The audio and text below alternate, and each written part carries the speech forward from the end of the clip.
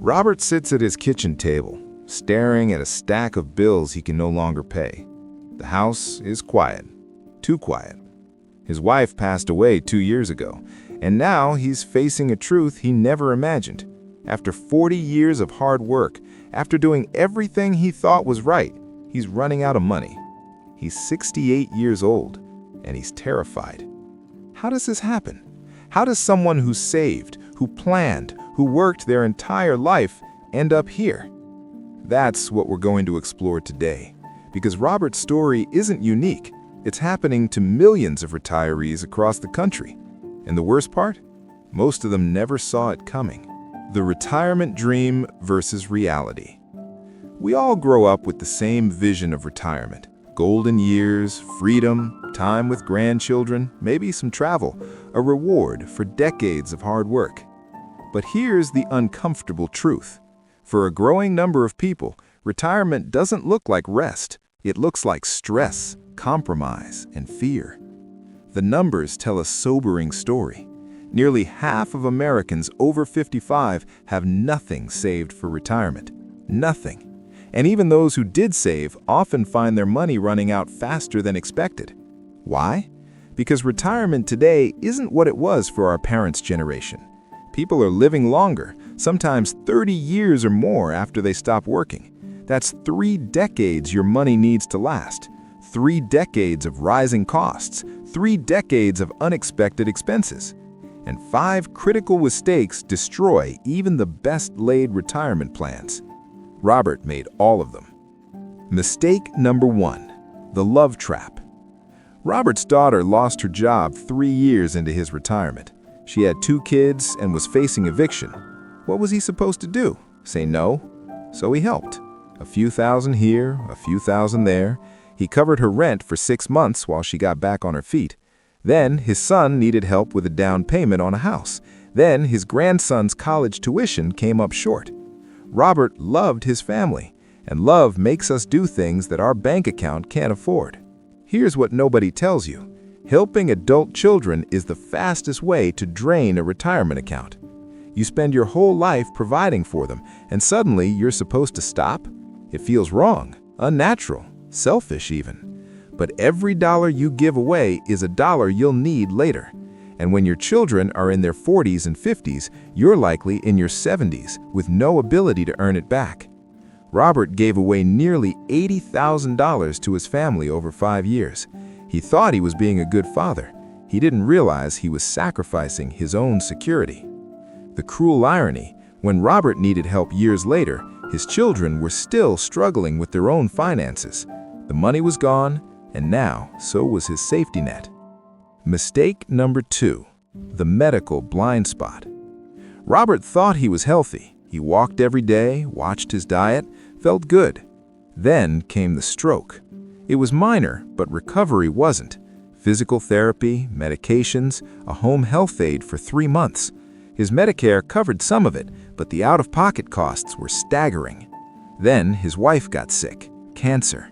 The treatments, the specialists, the experimental drugs insurance wouldn't cover, it all added up faster than he could comprehend.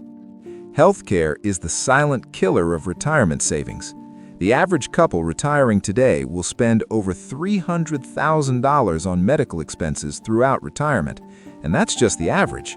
If you face a serious illness, those numbers can double or triple. Robert had insurance. He thought he was covered. But insurance doesn't cover everything, and the gap between what you expect and what you actually pay can be devastating. If you're watching this and thinking about your own future, you're already ahead of most people. Do me a favor, subscribe to this channel right now, because the information we share here at Before the Regret could be the difference between a secure retirement and the nightmare Robert is living through. Hit that subscribe button and turn on notifications. You'll thank yourself later. Mistake number 3, the freedom spending illusion.